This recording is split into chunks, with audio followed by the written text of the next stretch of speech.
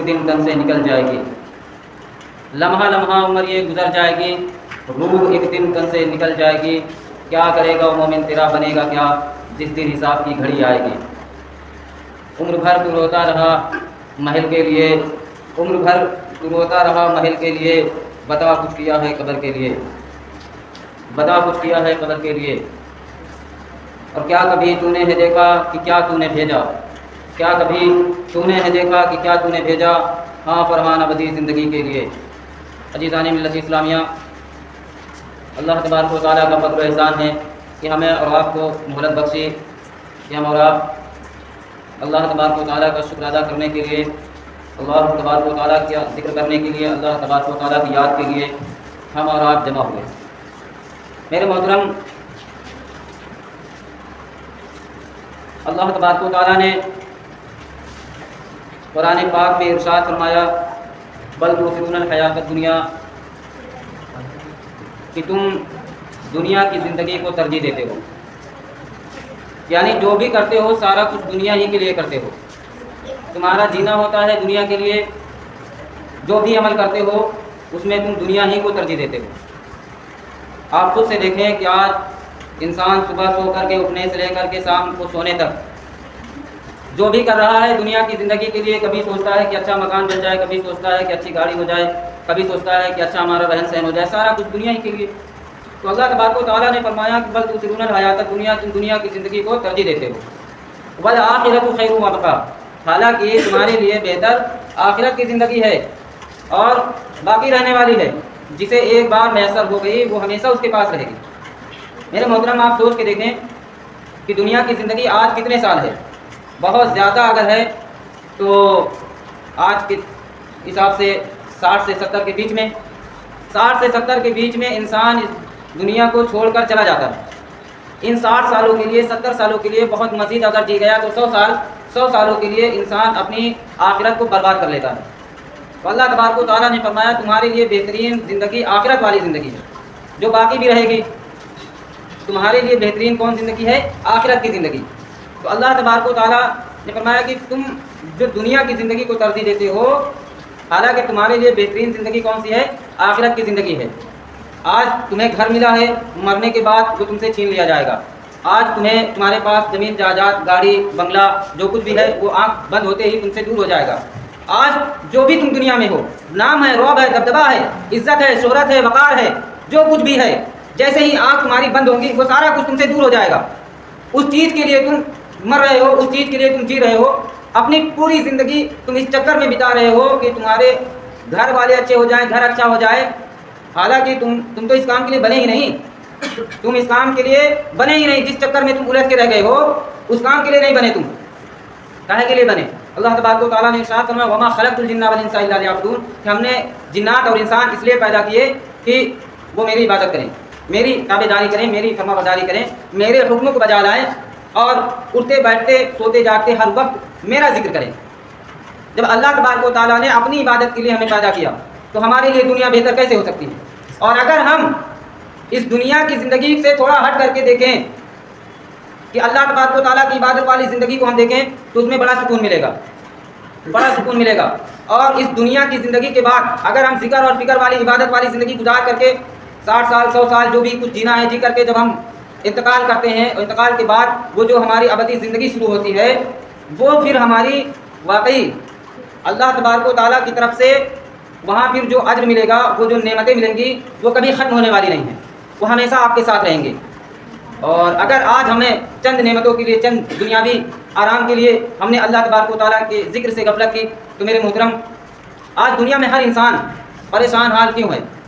تم چاہے جتنا کما لو، چاہے جتنا جدھر سے بھی گھوم پھر کے آؤ گے، لیکن پریشانی تمہارا پیچھا نہیں چھوڑے گی۔ پریشانی پیچھا کب چھوڑے گی؟ آخرت کی زندگی میں۔ آخرت کی زندگی میں انسان اپنی مرضی کا مالک ہوگا۔ آخرت کی زندگی میں انسان اتنے آرائش میں ہوگا کہ جس کا آج تصور بھی کرنا محال ہے، وہ سوچ بھی نہیں سکتا اتنا آرام ملنے والا ہے۔ میرے محترم، تو میں پچھلے جمعہ بیان کر رہا تھا، وہ رہ گیا تھا۔ اس دنیا کے اندر کوئی اگر کہے کہ صرف ذکر اور فکر اللہ کی عبادت والی زندگی گزارنا کیسے ممکن ہے، تو ایسا نہیں ہے کہ صرف کہا جا رہا ہے، لوگوں نے عمل کر کے دکھایا ہے۔ اللہ کے رسول صلی اللہ تعالیٰ علیہ وسلم کے اعلان نبوت کے بعد ایک صحابی ہوتے ہیں جن کا نام ابو ذر غفاری ہے. یہ چوتھے یا پانچویں مسلمان ہیں پوری دنیا کے اندر. سوچ لیجئے کہ چوتھے یا پانچویں نمبر پر مسلمان ہوئے تھے, ایمان قبول کیا تھا. اور جب ایمان لے آتے ہیں تو ان کی زندگی کا عالم یہ ہے کہ صرف اپنے آپ کو اسلام میں نہیں لگایا, اپنی بیوی کو بھی اسلام کے راستے میں لگا دیا, اپنی بیٹی کو بھی اسلام کے راستے میں لگا دیا, اپنے بیٹے کو بھی اسلام کے راستے پہ لگا دیا. اسلام کے راستے پہ کون سے راستے پہ؟ حضور صلی اللہ تعالیٰ علیہ وسلم کے جو اہلیہ تھی, ان کا گھر تھا, ان کی خدمت کے لیے اپنی بیٹی اور اپنی بیوی کو لگا دیا. اور مال غنیمت کے جو جانور ہوتے تھے ان کو چرانے کے لیے اپنے بیٹے زر کو لگا دیا. میرے محترم, ان کا بیٹا ایک دن اونٹوں کی حفاظت کرتے ہوئے شہید ہو گیا. اور حضرت ابو ذر غفاری نے ایسی زندگی گزاری ہے کہ رسول اللہ صلی اللہ تعالیٰ علیہ وسلم فرماتے ہیں کہ جسے عیسیٰ علیہ السلام کا زہد دیکھنا ہو وہ میرے ابو ذر کو دیکھے. جسے عیسیٰ علیہ السلام اللہ کے نبی ہیں اور انہوں نے ایسی زندگی گزاری ہے دنیا کے اندر کہ نہ شادی کی, نہ گھر بنایا, نہ مال و دولت اکٹھا کی, نہ اپنا کیا کہتے ہیں کہ کوئی زمین جائیداد اکٹھا کی, کچھ بھی نہیں. آپ کے پاس ایک پیالہ, ایک تکیہ اور ایک کمبل تھا. لیکن جس طریقے سے لوگوں کو دیکھتے گئے, ایک کنگھی تھی تو ایک دن دیکھا کہ ایک آدمی اپنے بالوں کو انگلی کے ساتھ سیدھا کر رہا ہے. آج جیسے کبھی آپ کرتے نہیں کہ ایسے کو اٹھا کے دیکھا کہ اپنے بالوں کو انگلی کے ساتھ سیدھا کر رہا ہے, تو وہ کنگھا بھی اللہ کی راہ میں خیرات کر دیا. کہا کہ کنگھا کی ضرورت ہی نہیں, انگلیوں سے جب ہو جائے گا کام. اور دیکھا کہ ایک آدمی اینٹ کا تکیہ لگا کے سو رہا ہے, تو اپنی تکیہ بھی اللہ کی راہ میں خیرات کر دی. کٹورا تھا آپ جس میں پانی پیتے تھے, تو آپ کو نظر آیا کہ ایک آدمی چلو میں پانی پی رہا ہے, تو کہا جب ہم چلو سے پانی اپنا پی سکتے ہیں تو پھر کٹورا رکھے کیا ہوگا. اس کو بھی اللہ کی راہ میں خیرات کر دیا. آپ نے اپنے لیے کچھ بھی مال اکٹھا نہیں کیا. آج لوگوں کے گھر بستروں سے بھرے پڑے ہیں, تکیوں سے بھرے پڑے ہیں. لوگوں کے یہاں برتنوں سے اتنے سجاوٹ ہو گئی ہے گھر کے اندر, کوئی الماری نہیں خالی رہتی جس میں برتن نہ ہو. انہوں نے ایک کٹورا نہیں رکھا. آج دیکھیے زمین جائیداد بنانے کے چکر میں انسان کتنا صبح سے شام تک سرگردہ رہتا ہے. حضور صلی اللہ تعالیٰ علیہ وسلم نے فرمایا عیسیٰ علیہ السلام کا زہد جسے دیکھنا ہے وہ میرے ابو ذر کو دیکھے. حضرت ابو ذر کی زندگی ایسی درد بھری ہے کہ حضور صلی اللہ تعالیٰ علیہ وسلم نے ایک مرتبہ حضرت ابو ذر غفاری رضی اللہ تعالیٰ عنہ کو پاس بلایا. کہا ابو ذر وہ پہاڑ دیکھ رہے ہو, بہت پہاڑ, یعنی مدینہ سے باہر بیک سائڈ میں آپ دیکھیں گے تو دکھتا ہے, جو لوگ گئے ہیں انہوں نے اپنی آنکھوں سے دیکھا ہے. تو حضرت ابو ذر غفاری رضی اللہ تعالیٰ عنہ فرماتے ہیں کہ میں یہ اپنے من میں سوچ رہا تھا کہ حضور صلی اللہ تعالیٰ علیہ وسلم ہمیں کسی کام کے لیے بھیجیں گے تو ہم اتنی دیر میں واپس آ جائیں گے. تو حضرت ابو ذر غفاری رضی اللہ تعالیٰ عنہ نے فرمایا جی آقا, تو حضور علیہ السلام نے کہا جو بہت پہاڑ دیکھ رہے ہو, اگر یہ سارا سونے کا ہوتا, کس کا, یہ سارا سونے کا ہوتا, تو میں شام سے پہلے پہلے اللہ کی راہ میں خیرات کر دیتا. میں شام سے پہلے یعنی ایک دن بھی اپنے پاس نہ رکھتا, شام سے پہلے اللہ کی راہ میں خیرات کر دیتا, اللہ کی راہ میں سب خرچ کر دیتا. تو حضور صلی اللہ تعالیٰ علیہ وسلم سے یہ سنی ہوئی بات حضرت ابو ذر غفاری رضی اللہ تعالیٰ عنہ اس قدر لوگوں میں عام کرتے تھے کہ ایک وقت آیا کہ لوگ ان سے گھبرانے لگے. کون سا وقت؟ حضرت عثمان غنی رضی اللہ تعالیٰ عنہ کے دور میں مسلمان کافی امیر ہو گئے. آج کے وقت کے لاکھوں روپیہ وظیفہ مسلمانوں کے لگ گئے گھر بیٹھے, تو وہ مسلمان بھی انہی چکروں میں پڑ گئے دنیا داری میں. تو حضرت ابو ذر غفاری رضی اللہ تعالیٰ عنہ کہتے تھے کہ ہم لوگ تو اصحاب رسول ہیں, حضور کے ساتھ زندگی گزاری ہے, ہمیں تو یہ سب اچھا نہیں, یہ سب ہمیں زیبا نہیں دیتا, ہمیں نہیں کرنا چاہیے اس طرح. تو لوگ کہتے تھے کہ مال اکٹھا ہوتا ہے تو لوگ زکوٰۃ دیتے ہیں, مال رکھنا جائز ہے تبھی تو زکوٰۃ کا حکم آیا. تو کہتے تھے کہ ٹھیک ہے شریعت میں جائز ہے مال اکٹھا رکھنا, لیکن جو حضور صلی اللہ تعالیٰ علیہ وسلم کے تم صحابی ہو تمہیں نہیں کرنا چاہیے. میرے محترم بزرگوں اور دوستو, حضرت ابو ذر غفاری رضی اللہ تعالیٰ عنہ سے وہ پیار تھا حضور صلی اللہ تعالیٰ علیہ وسلم کا کہ ایک دن مسجد نبوی میں حضور صلی اللہ تعالیٰ علیہ وسلم آئے تو دیکھا حضرت ابو ذر غفاری سو رہے ہیں. تو انہوں نے جگایا اور جگا کے فرمایا کہ ابو ذر تمہیں بڑا پیار ہے. کہا یا رسول اللہ مجھے بڑا پیار ہے آپ سے اور آپ کے مدینے سے. تو کہا ایک وقت آئے گا جب تمہیں اس مدینے سے نکال دیا جائے گا.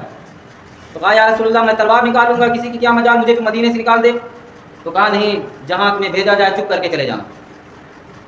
تو میرے محترم حضرت ابو ذر غفاری رضی اللہ تعالیٰ عنہ کہ وہ واقعات ہیں جن کو سن کے انسان کے تمام یعنی اتنی مصیبتیں, چاہے جتنی مصیبتیں انسان کے اوپر پڑی ہوئی ہوں اسے بھول جائیں. کہ حضرت ابو ذر غفاری رضی اللہ تعالیٰ عنہ نے کس قدر زندگی گزاری. آپ نے اپنے پاس کچھ بھی نہیں مال بنا کے رکھا, کوئی مال و دولت نہیں اکٹھا کی, کوئی گھر نہیں بنایا. آپ صلی اللہ تعالیٰ علیہ وسلم نے اصحاب صفہ میں رکھ لیا, وہی تعلیم حاصل کرتے ہو وہی رہتے. دنیا سے زہد کے بارے میں جتنی حدیثیں اکثر بیشتر حضرت ابو ذر غفاری رضی اللہ تعالیٰ عنہ روایت کرتے ہیں. حضور صلی اللہ تعالیٰ علیہ وسلم نے تبوک کے موقع پر اعلان کیا کہ جتنے بھی مسلمان ہیں آپ سب کو جنگ میں شریک ہونا. تو 30,000 کا مجمع تھا. سارے لوگ حضور صلی اللہ تعالیٰ علیہ وسلم کا جب قافلہ نکلا اور حضور صلی اللہ تعالیٰ علیہ وسلم کے پاس آ کے کہتے تھے لوگ کہ فلاں بندہ نہیں آیا، چھوٹ گیا، رہ گیا، تو حضور صلی اللہ علیہ وسلم فرماتے تھے کہ اللہ چاہے گا تو آ جائے گا، نہیں آئے گا تو نہیں آئے گا. تو کسی نے آ کر کے کہا کہ ابو ذر غفاری نہیں آئے، اور ابو ذر غفاری رضی اللہ تعالیٰ عنہ کو ان کے اونٹ نے روک لیا. اب اونٹ ہی نہیں چل رہا تو کیا کرے گا آدمی. حضرت ابو ذر غفاری رضی اللہ تعالیٰ عنہ قافلے سے پھر بچھڑ گئے، پیچھے رہ گئے، اور ابو ذر کا اونٹ اس قدر بیمار ہو گیا، انہوں نے بغل کے گاؤں میں علاج بھی کرایا لیکن وہ نہیں چلا. آپ دیکھیں 700 کلومیٹر کا سفر تھا. کتنا؟ 700 کلومیٹر کا. اور وہاں کوئی نعمت بٹورنے نہیں جا رہے تھے دولت بٹورنے کے لیے، یعنی دولت کہیں پیسوں کا انبار لگا ہے تو جلدی چل کے بھر لاؤ. وہ جنگ میں شرکت کر رہے تھے، اور 700 کلومیٹر کا سفر، ریگستانی ایریا، اور اونٹ بھی اب آپ کا انجرڈ ہو گیا ہے، اونٹ بھی آپ کا چلنے کے قابل نہیں رہا. تو حضرت ابو ذر نے جو سامان لادا ہوا تھا اونٹ کے اوپر، پانی، کھانا، وہ سارا کچھ اپنے پیٹ پہ لادا. آپ دیکھیں، آپ سارا کچھ اپنے پیٹ پہ لادا. ریگستانی سفر پیدل. میرے محترم، آپ چلتے رہے. کئی دنوں کے بعد حضور صلی اللہ تعالیٰ علیہ وسلم کے صحابی کہتے ہیں کہ کچھ دھول اڑتی ہوئی دکھائی دی، دور سے لگا کہ کوئی شخص آ رہا ہے. تو حضور صلی اللہ تعالیٰ علیہ وسلم نے فرمایا کہ تو ابو ذر ہو جا. نزدیک آئے تو دیکھا کہ ابو ذر غفاری رضی اللہ تعالیٰ عنہ اپنے پیٹ پہ بورا لادے چلے آ رہے ہیں. تو حضور نے لفظ ارشاد فرمائے کہ یہ اکیلا آ رہا ہے، اکیلا آ رہا ہے، اور اکیلا ہی دنیا سے جائے گا، اور اکیلا ہی قبر سے اٹھے گا. اکیلا آ رہا ہے، اکیلا ہی دنیا سے جائے گا، اور اکیلا ہی قبر سے اٹھے گا. یعنی اس جگہ حضور صلی اللہ تعالیٰ علیہ وسلم نے، جو غیب کی خبر تھی، جو حضور صلی اللہ تعالیٰ علیہ وسلم نے فرمایا کہ ابھی اکیلے آ رہے ہیں اور اکیلے ہی اس دنیا سے جائیں گے اور اکیلے ہی قبر سے اٹھیں گے.